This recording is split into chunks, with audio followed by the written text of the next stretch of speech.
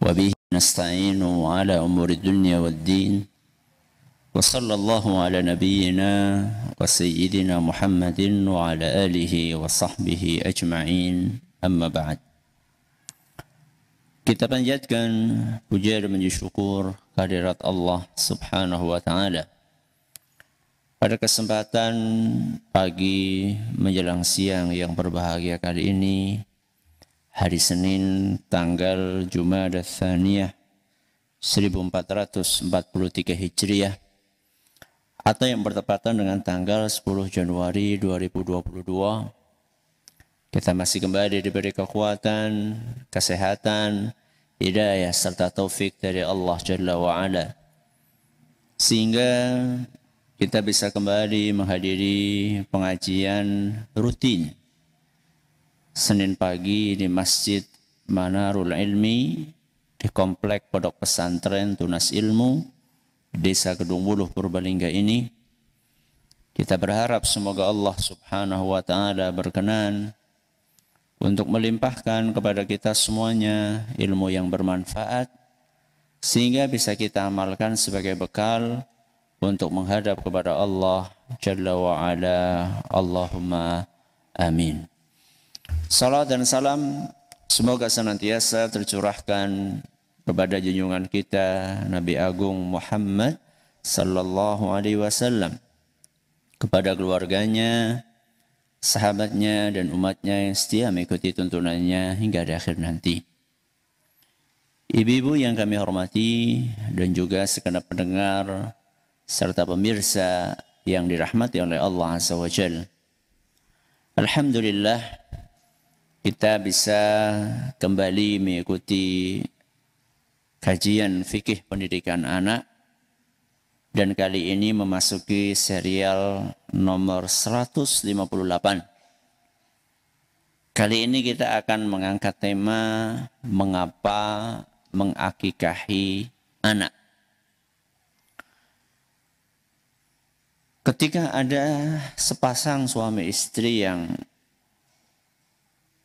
mendapatkan kabar bahwa sang istri hamil positif, maka tentunya akan muncul kegembiraan di dalam hati sepasang suami istri itu, apalagi seandainya kehamilan itu terjadi setelah penantian yang cukup panjang.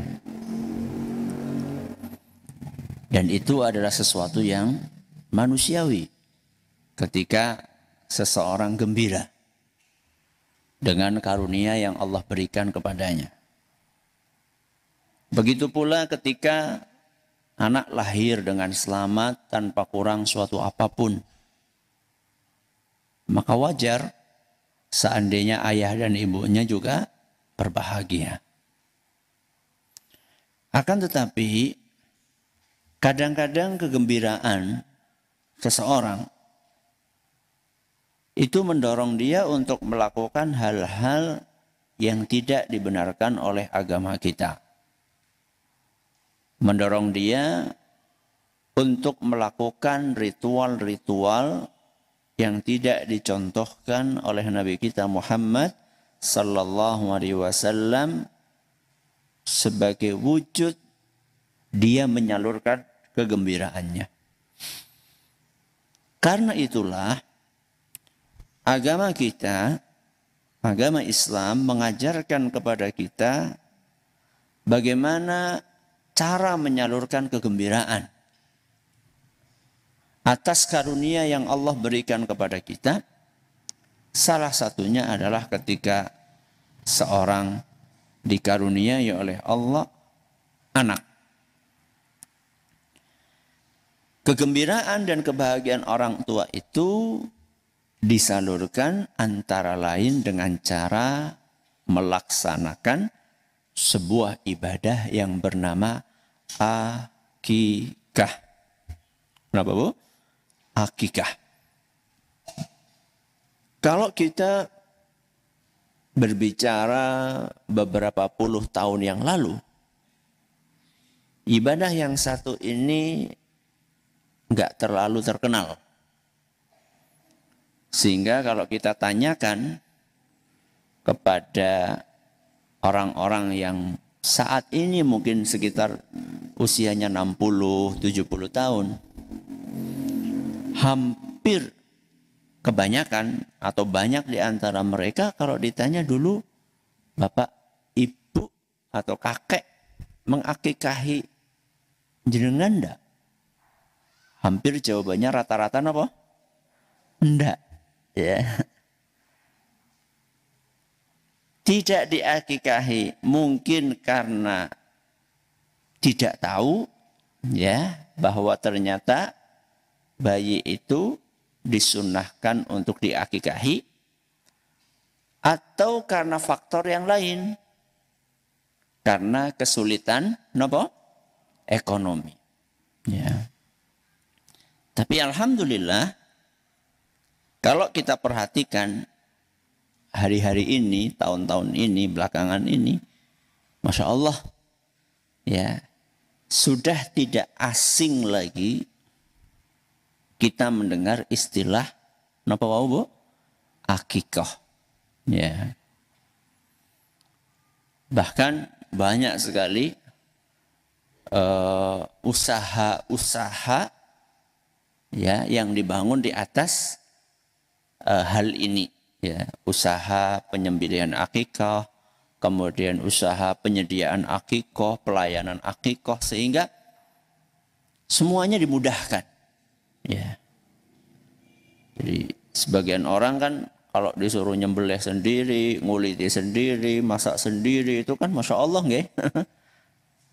Tapi sekarang sudah ada lembaga-lembaga yang siap untuk membantu, kita beri uangnya, dia yang nyembelihkan, dia yang masakkan, dia yang nganterkan, segalanya serba dimudahkan oleh Allah Subhanahu wa ta'ala.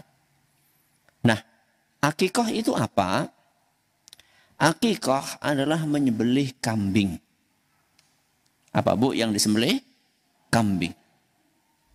Bukan ayam, ya, bukan sapi. Wah, saya kalau kambing itu buat saya itu murah. Saya pengennya sapi, ya, bukan. Menyembelih apa Bu? Kambing.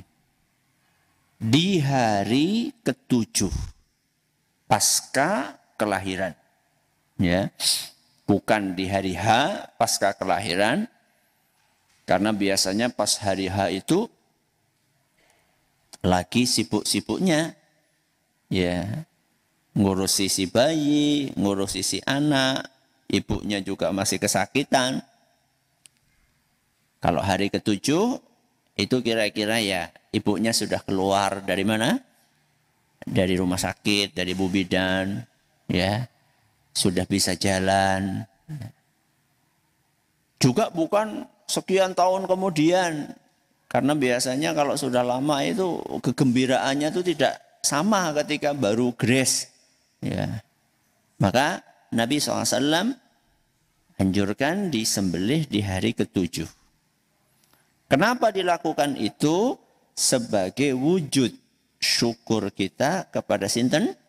Kepada Allah Subhanahu wa ta'ala. Itulah akikah. Hanya saja dari jumlah kambing yang disyariatkan untuk disembelih bagi bayi laki-laki dan bayi perempuan dibedakan. Untuk bayi laki-laki maka disembelihkan berapa kambing Bu? 2. Sedangkan untuk anak perempuan disembelihkan pinten? 1 ekor kambing. Ya. 2 ekor kambing untuk bayi laki-laki dan 1 ekor kambing untuk bayi perempuan. Kalau lahirnya kembar laki-laki pripun Bu? Hah? Kalau kembar laki-laki ya 2 laki-laki berarti 2 kali 2 pinten? 4. Allahu Akbar, 4 ekor kambing Ustaz. Kalau mampu, Karena kan di sini saya sampaikan hukum akikah, mayoritas ulama mengatakan sunnah muakkadah. Apa itu sunnah muakkadah? Sunnah muakkadah itu adalah sesuatu yang sangat dianjurkan. Jadi bukan sekedar dianjurkan, tapi apa Bu? Sangat dianjurkan. Itu namanya muakkadah. Ya, muakkadah itu sangat. Ya. Sehingga ketika ada orang misalnya dia tidak mampu, ya betul-betul tidak mampu dan ngutang pun juga nggak mampu, ya maka dalam kondisi seperti itu dia tidak mengakikahi tidak apa-apa. Karena Allah Subhanahu wa taala berfirman, la yukallifullahu nafsan illa wus'aha. Allah itu tidak membebani seseorang kecuali sesuai dengan kemampuannya. Nah kalau misalnya nggak bisa sekarang Ustaz, tapi kemudian alhamdulillah setengah tahun kemudian ada uang, itu apakah masih tetap Ustaz dianjurkan? Iya, tetap dianjurkan. Kalau seandainya ternyata baru ada uangnya 2 tahun kemudian Ustaz, enggak apa-apa. Ya. Enggak apa-apa dilakukan akikah tersebut. Ya. Jadi 7 hari itu bagi mereka yang memang betul-betul punya kemampuan. Kalau harus ngutang dulu dan dia mampu untuk membayar, tidak apa-apa. Ya. Nanti kita akan jelaskan insya Allah. Baik. Itu adalah definisi dari akikah. Mari kita bacakan beberapa hadis yang membicarakan tentang ibadah yang satu ini. Dari Samurah radhiyallahu anhu bahwa Nabi SAW bersabda dari seorang sahabat namanya Samurah. Sinten Bu? Samurah. Semoga Allah meridhoi beliau bahwasanya Rasulullah SAW bersabda, kullu ghulamin murtahanun biaqiqatihi. Setiap anak itu tergadaikan dengan akikahnya. Nanti kita akan jelaskan apa yang dimaksud dengan tergadaikan. Setiap anak tergadaikan dengan akikahnya. Tuzbahu yawma sabi'ihi. Kambing tersebut disembelih pada hari ke-7. Dan di hari ke-7 itu juga wa yuhlaqu ra'suhu. Dan dicukur habis rambutnya. Ya, dicukur habis rambutnya. Hati-hati ya. Karena biasanya bagian kepalanya masih apa? Masih belum terlalu keras. Ya, batok kepala bayi belum terlalu keras, maka hati-hati. Ya, dicukur habis, yuhlaq. Ya, bukan sekedar dipotong. Tapi di sini Nabi SAW mengatakan yuhlaq. Yuhlaq itu artinya digundul. Ya, dicukur habis. Baik. Wa yusamma, dan dinamai. Nah, jadi saat itu dilakukan 3 hal. Yang pertama disembelih kambingnya. Yang kedua diapakan Bu? Dicukur habis rambutnya. Dan yang ketiga adalah dinamai. Ya, dinamai. Baik. Sekarang kita baca hadis yang lain yang menjelaskan tentang perbedaan antara kambing yang disembelih untuk bayi laki-laki dengan kambing yang disembelih untuk bayi perempuan. Yaitu hadis Ummu Kurz. Ya, tadi hadis yang pertama, hadis riwayat Ahmad dan dinyatakan hasan sahih oleh Imam Tirmidzi. Hadis yang kedua adalah hadisnya Ummu Kurz radhiyallahu anha. Beliau pernah berkonsultasi kepada Nabi SAW tentang akikah. Tanya kepada beliau tentang akikah, maka beliau SAW menjawab, anil ghulami syatani wa 'anil untha wahidah. Beliau mengatakan bayi laki-laki disembelihkan 2 ekor kambing dan bagi bayi perempuan disembelihkan 1 ekor kambing. Kemudian Nabi melanjutkan, wala yadurrukum dzukranan kunna am inatha. Tidak masalah kambing yang disembelih itu jantan atau betina. Hadis riwayat Tirmidzi dan dinyatakan sahih oleh beliau. Nah, ini sekaligus menjawab banyak pertanyaan kaum muslimin yang mereka pengen tahu lah kambingnya ini harus jenis kelamin apa. Apakah harus jantan atau boleh betina? Jawabannya Nabi SAW mengatakan tidak masalah. Mau jantan mau betina berarti fleksibel. Nah, inilah hadis-hadis yang berbicara tentang akikah. Mari kita bahas hikmahnya apa sih? Ya. Kenapa kok ketika ada bayi yang lahir kita dianjurkan untuk mengakikahi? Ada beberapa hikmah yang disampaikan oleh para ulama kita. Kali ini kita akan membahas 3 hikmah. Hikmah yang pertama adalah yang tersebut di dalam hadis yang pertama tadi, yaitu hadisnya Samurah radhiyallahu anhu. Hikmah yang pertama adalah melepaskan anak dari tanggungan apa Bu? Gadai. Ya. Jadi tadi kita sampaikan di hadis yang pertama tadi, setiap anak tergadaikan dengan akikahnya. Berarti kalau misalnya anak itu tidak diakikahi, maka seakan-akan anak itu masih tergadaikan. Kalau diakikahi maka lepas dari tanggungan gadai tadi. Nah, sekarang apa maksudnya tergadaikan? Ini tentunya adalah bahasa kiasan, Bu. Bahasa apa? Kiasan. Bukan kok setiap bayi yang lahir kita pergi kemana? Pegadaian. Bukan itu maksudnya.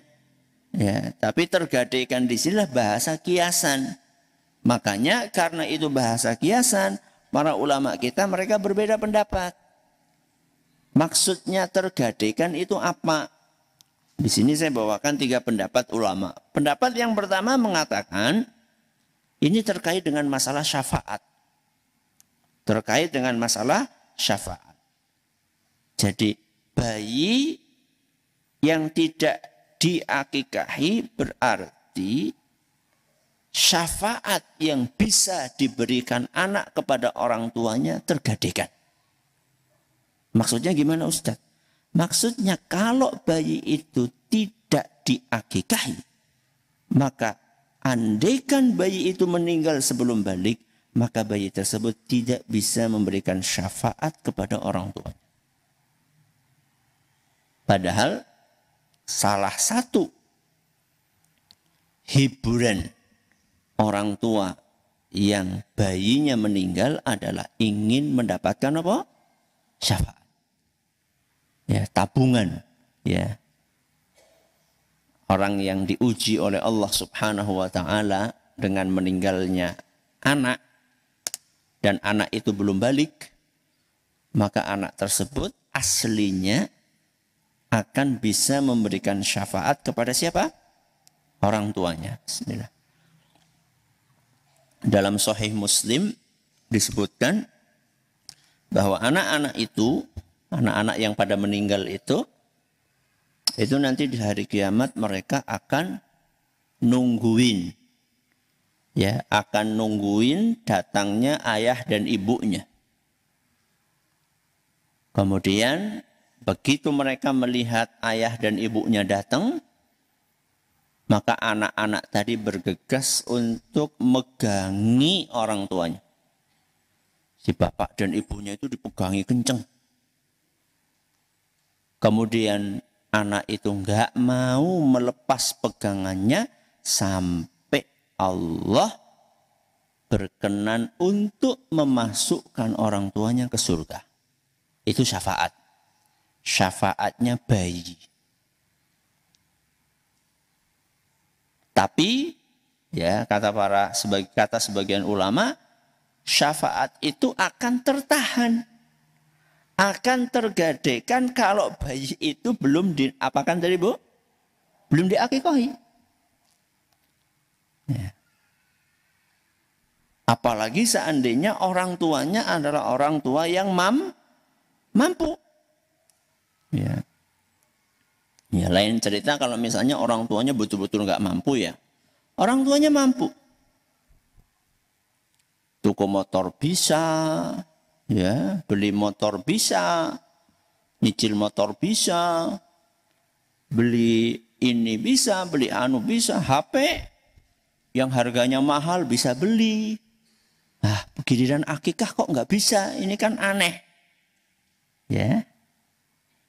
Nah, kalau orang yang tidak mampu sama sekali mungkin akan ada toleransi. Tapi kalau misalnya orangnya mampu, sangat mungkin peluang emas syafaat yang sebenarnya bisa dia dapatkan dari anaknya yang meninggal itu menjadikan lepas peluang tersebut dari dia karena dia tidak mengakikahi anaknya.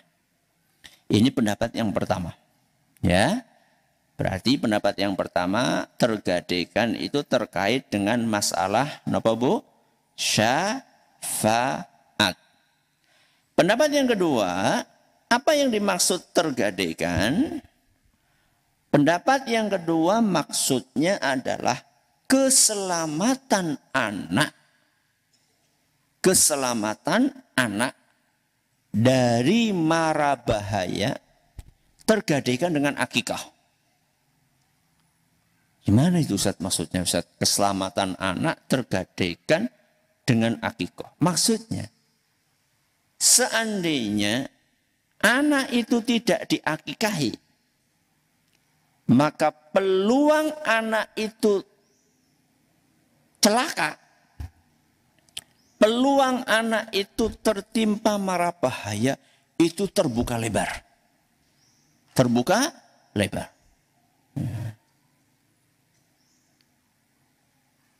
Kapan peluang itu bisa diminimalisir atau bahkan ditutup? Seandainya anak itu diakikahi.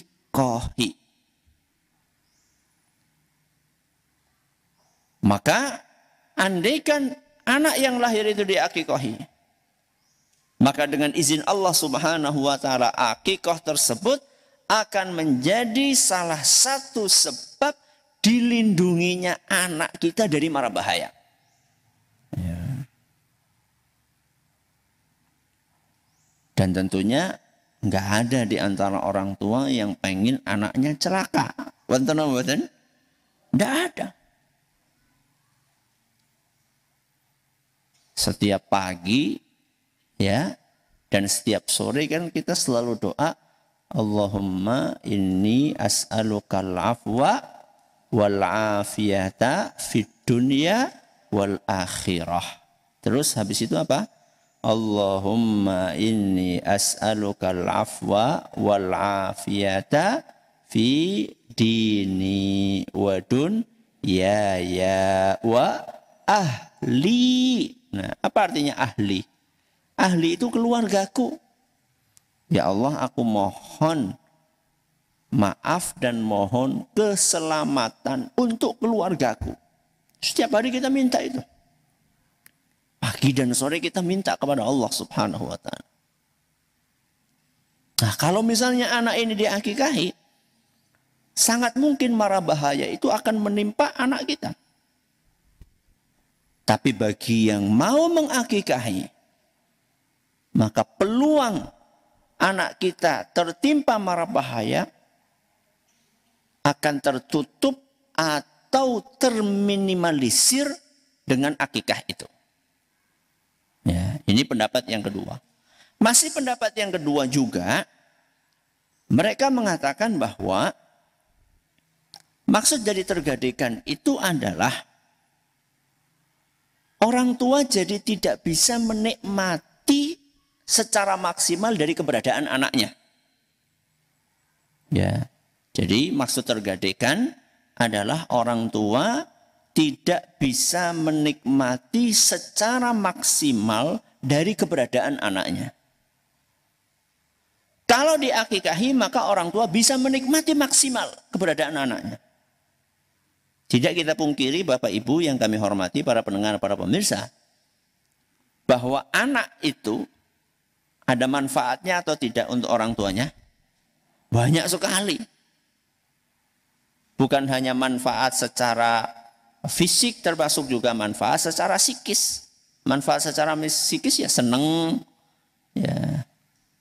Ketika ada anak di rumah, rame, ya suasananya cerah. Ya. Ketika lagi suntuk, ketemu anak, pripun Bu? Ya, lepas. Ya. Bapak-bapak yang habis pulang dari kerja, itu kalau ketemu sama anak itu rasanya pripun? Ya, plong. Ya.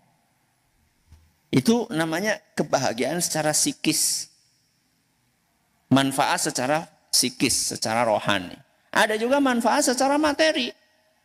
Ya, ketika kita sudah tua, sudah nggak bisa bekerja, ya nanti anak kita yang berbakti tentunya dia yang akan menanggung kehidupan kita, menanggung biaya hidup kita.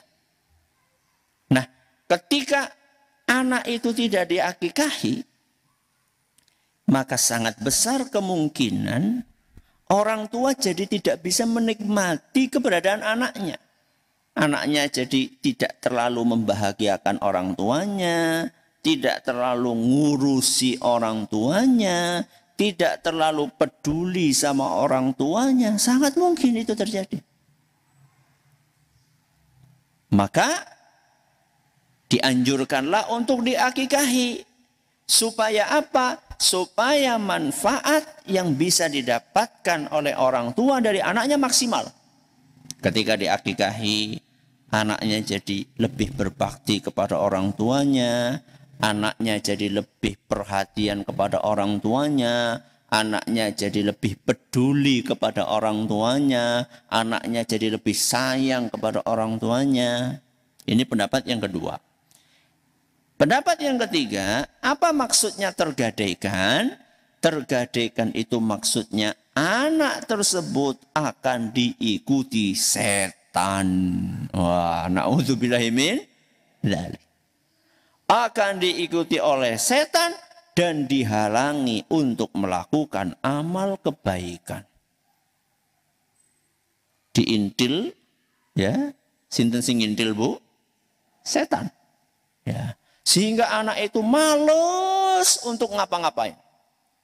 Kon sholat bebeh, kon ngaji bebeh, ya, kon sinau bebeh, semuanya serba males. Kenapa males? Karena selalu diikuti kemanapun dia pergi oleh setan. Dan setannya selalu ngojok-ngojoki, dorong-dorong anak ini supaya mainan terus. Waktunya sholat nggak mau sholat, waktunya ngaji nggak mau ngaji, disuruh ini nggak mau, disuruh itu nggak mau, cekelane HP terus. Wonten Bu kata niku? Kata banyak yang seperti itu. Maka salah satu solusinya adalah diakikahi. Supaya apa? Supaya bayi itu terbebas dari jeratan, godaan, kekangan setan. Ya. Ini adalah manfaat yang pertama dari akikah atau hikmah yang pertama dari akikah. Melepaskan anak dari tanggungan apa Bu? Gadai. Baik. Apa hikmah yang kedua? Hikmah yang kedua adalah sebagai wujud syukur kita kepada sinten? Allah. Kenapa Ustaz bersyukur? Ya karena nikmat. Anak itu nikmat besar apa kecil? Besar apa kecil? Besar. Betapa banyak orang tua yang tidak dikaruniai oleh Allah nikmat ini. Jadi hanya sebagian manusia yang oleh Allah dikasih nikmat ini. Sehingga ketika kita dikasih oleh Allah anak, kita harus bersyukur. Salah satu bentuk syukurnya adalah dengan akikoh. Loh, syukurnya di mana Ustadz? Syukurnya ketika kambing itu disembelih, itu bukan dimakan sendiri. Ya, lo disimpan kulkas bisa nggak lawuh setahun. Bukan. Dimakan sendiri, sebagiannya diapakan Bu? Dibagi-bagikan. Mentah napa mateng? Mentah napa mateng? Ya mateng lah, ben bisa langsung dikonsumsi. Ya, lebih baik dalam kondisi mateng. Kalau ngundang orang gimana Ustadz? Ya enggak apa-apa. Ya, tapi kalau dalam kondisi kayak gini ya, kondisi pandemi ya, mendingan diapakan Bu? Dibagikan, dikirimkan. Ya. Itu syukurnya. Sehingga yang merasa senang bukan cuma siapa? Bapak dan ibunya. Akhirnya yang lainnya ikut senang. Orang satu RT ikut senang. Ya. Teman-teman ikut senang. Nah, biasanya kalau sudah senang, akhirnya mereka akan ikut mendoakan. Siapa yang untung? Siapa yang untung? Kita. Ya. Masya Allah, ternyata Pak Ano punya anak baru. Ya Allah, mudah-mudahan anaknya menjadi anak yang solih. Ya minimal dia baca tulisan lah Bu. Ya itu kan biasanya kalau akikah itu kan ada apa? Ada kertasnya nggih. Telah lahir anak laki-laki dari bapak namanya siapa, ibu namanya siapa, pada tanggal sekian, namanya fulan. Kemudian biasanya di bawahnya ada tulisan, semoga anak ini menjadi anak yang solih, bermanfaat untuk agama, untuk negara, untuk masyarakat. Minimal baca itulah. Terus di belakangnya ada tulisan amin. Jadi orang banyak tahu, kemudian banyak ikut mendoakan. Nah itu kebaikan. Dan kebaikan untuk masyarakatnya juga.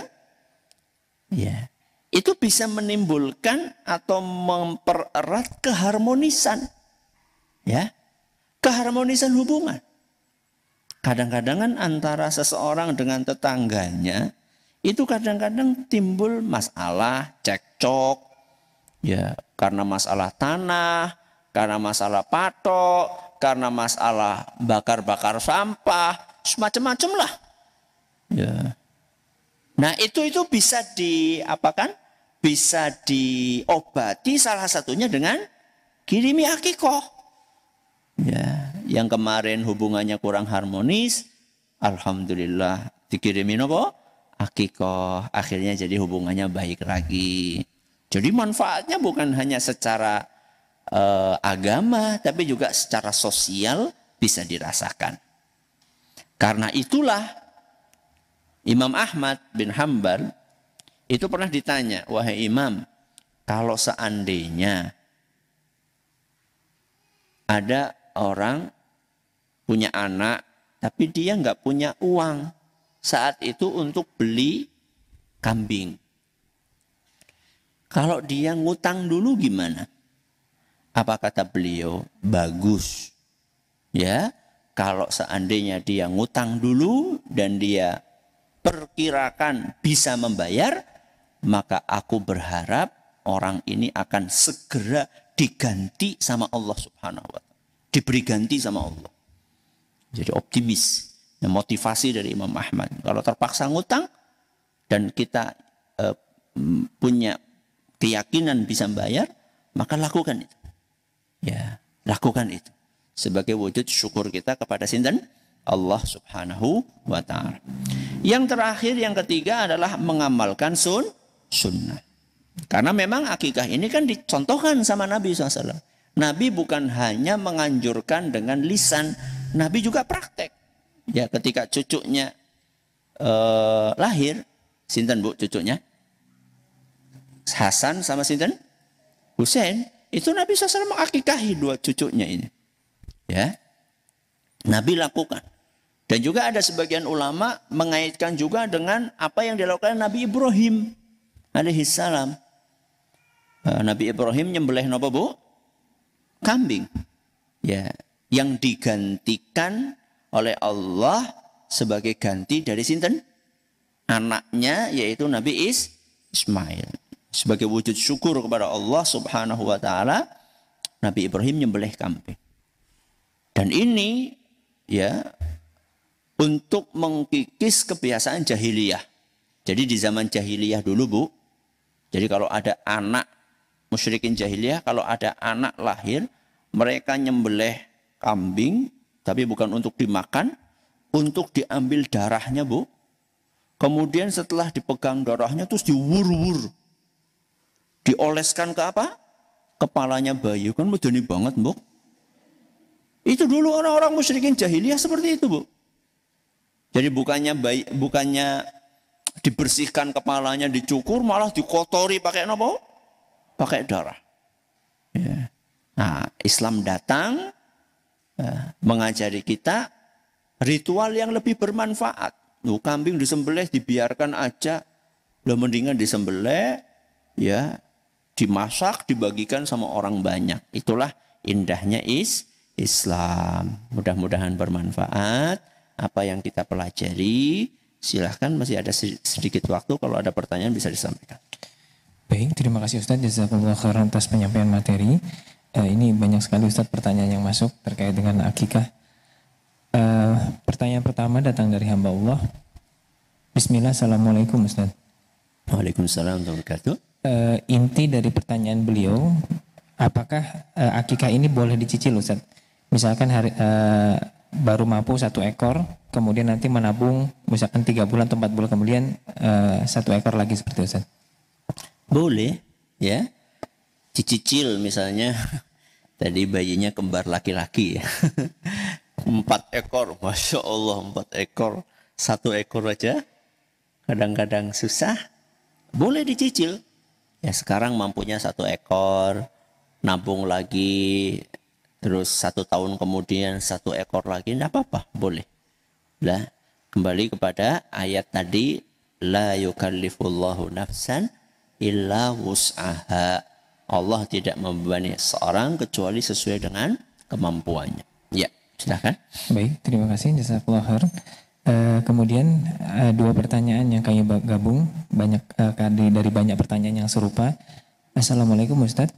Assalamualaikum warahmatullahi wabarakatuh. Ustadz, apakah boleh mengakikahi anak yang sudah meninggal, dan juga apakah boleh mengakikahi diri sendiri ketika sudah dewasa Ustaz? Menurut pendapat yang lebih kuat, ya boleh ya mengakikahi orang yang sudah meninggal, ya, dan juga mengakikahi orang yang sudah dewasa, itu boleh mengakikahi diri sendiri. Dalilnya adalah kalimat atau hadis yang dinilai sahih oleh sebagian ulama atau dinilai kuat oleh sebagian ulama, anna Rasulullah sallallahu alaihi wasallam aqqa an nafsihi, bahwa Rasulullah sallallahu alaihi wasallam mengakikahi dirinya sendiri. Ya. Hadis ini adalah dalil bagi diperbolehkannya untuk mengakikahi diri sendiri walaupun sudah dewasa. Ya, Rasulullah SAW tentunya beliau ketika mengakikahi dirinya sendiri itu sudah dewasa. Ya. Dan ternyata itu tetap dilakukan oleh beliau berdasarkan hadis ini. Ini adalah dalil mengakikahi diri sendiri ketika sudah dewasa. Kalau maaf pertanyaan yang satunya mengakikahi orang sudah meninggal, saat ini saya belum bisa jawab. Ya maaf tadi jawaban untuk pertanyaan yang kedua, yaitu mengakikahi orang yang mengakikahi diri sendiri ketika sudah dewasa. Kalau mengakikahi orang yang meninggal, saya tidak tahu. Maaf. Ya, bisa ditanyakan ke ustadz yang lain. Ya. Kalau ini untuk bayinya sebenarnya, bayinya meninggal ketika sedang. Oh, iya. Kalau bayinya meninggal tetap diakikahi. Ya, bayinya meninggal tetap diakikahi. Dikasih nama, ya, kemudian diakikahi, tetap. Ya. Justru tadi yang kita sampaikan penafsiran yang pertama, ya, penafsiran yang pertama bahwa bayi itu terhalang untuk bisa memberikan syafaat kepada orang tuanya manakala belum diakikahi. Ya, itu kesempatan emas bagi Anda agar syafaat itu bisa Anda dapatkan. Ya, caranya dengan mengakikahi. Ya, caranya dengan mengakikahi. Ya. Baik, terima kasih Ustadz. Jazakallahu khairan atas jawabannya. Pertanyaan berikutnya, Assalamualaikum Ustadz. Waalaikumsalam warahmatullahi wabarakatuh. Ustadz, jika kita tidak tahu kalau kita sudah diakikahi atau belum pada waktu kecil, karena qadarullah orang tua saya sudah meninggal, apakah saya harus mengakikahi diri sendiri? Jazakallahu khairan. Kalau harus ya enggak, sunnah muakkadah. Ya, sunnah muakkadah. Kalau memang perkiraannya kita itu belum diakikahi, atau kita bingung nih, sudah atau belum, ya sudah, tidak apa-apa akikah. Ya, akikah. Kalaupun ternyata sudah diakikahi, ya mudah-mudahan itu menjadi sodakoh. Ya, mudah-mudahan menjadi sodakoh yang bisa dinikmati oleh orang banyak. Atau baiknya ya coba tanya mungkin Pak D, Bude, atau mungkin tetangga ada yang ingat. Ya, dulu ketika Anda lahir, pernah ada nggak bagi orang tua saya ngundang-ngundang makan atau ngirim-ngirim makanan, pernah nggak? Coba tanya. Ya, kalau memang ternyata setelah diusahakan maksimal, tanya kanan, tanya kiri, tanya saudara, ternyata blank, sudah Anda akikah atas nama diri sendiri, tidak apa-apa. Ya. Baik, terima kasih Ustadz. Pertanyaan berikutnya, Bismillah, Assalamualaikum warahmatullahi wabarakatuh. Waalaikumsalam warahmatullahi wabarakatuh. Ustadz, bagaimana cara membagikan daging akikoh? Bolehkah kita serahkan saja kepada layanan akikoh? Dan apakah kita harus menyaksikan pada saat penyembelihan? Terima kasih Ustaz. Kalau kita wakilkan, ya kita mewakilkan kepada orang lain, tidak apa-apa, boleh. Ya. Tapi sebenarnya begini, ketika itu adalah bayi kita, ya, maka sebenarnya baiknya itu ya didahulukan orang-orang yang rumahnya dekat sama kita. Tetangga-tetangga terdekat kita. Ya katakanlah mungkin satu RT lah minimal ya. Walaupun yang tidak membagikan kita, yang membagikan orang lain, kalau bisa ya dibagikan untuk tetangga-tetangga kita dulu. Yang terdekat dengan rumah kita. Kenapa? Karena hak mereka itu lebih besar dibandingkan orang yang tinggalnya jauh dari kita. Jadi didahulukan tetangga-tetangga terdekat. Nanti kalau masih ada sisa, silakan mau dibagikan kepada teman yang tinggalnya jauh, teman kerja, teman ini, tidak apa-apa, silakan. Ya, jadi siapa yang membagikan itu fleksibel, tapi kalau bisa ya yang mendapatkan bagian dan kiriman itu adalah diutamakan orang-orang yang terdekat dengan rumah kita. Nah, terakhir silakan. Baik, pertanyaan terakhir. Bismillah, Assalamualaikum Ustaz. Waalaikumsalam. Ustaz, apakah ada rukun dan syarat akikoh serta adakah doa khusus ketika memotong kambing akikoh? Jazakallahu khair. Kalau jenis hewan kambingnya itu ya mirip seperti hewan yang untuk kurban, ya, yang untuk kurban. Bacaannya tidak ada bacaan khusus. Seperti menyembelih kambing atau menyembelih binatang, Bismillah ya Allahu Akbar. Kemudian diniati ini akikah untuk siapa? Ya, ini diakikahi, diniatkan untuk akikah untuk siapa? Seperti orang nyembelih kurban, itu kan diniati Bismillah Allahu Akbar, Allahumma hadza an siapa? Ya. Kalau ini ya Allahumma hadza Aqiqatun an siapa? Ya Allah, kalau nggak bisa pakai bahasa Arab ya bilang aja Bismillah Allahu Akbar. Ya Allah, ini akikah untuk nama bayinya siapa disebutkan. Wallahu ta'ala a'la wa alam. Mudah-mudahan apa yang kita pelajari bermanfaat buat kita semuanya. Kita akhiri dengan doa kafaratul majlis. Subhanakallahumma wa bihamdika asyhadu an la ilaha illa anta astaghfiruka wa atubu ilaik. Assalamualaikum warahmatullahi wabarakatuh.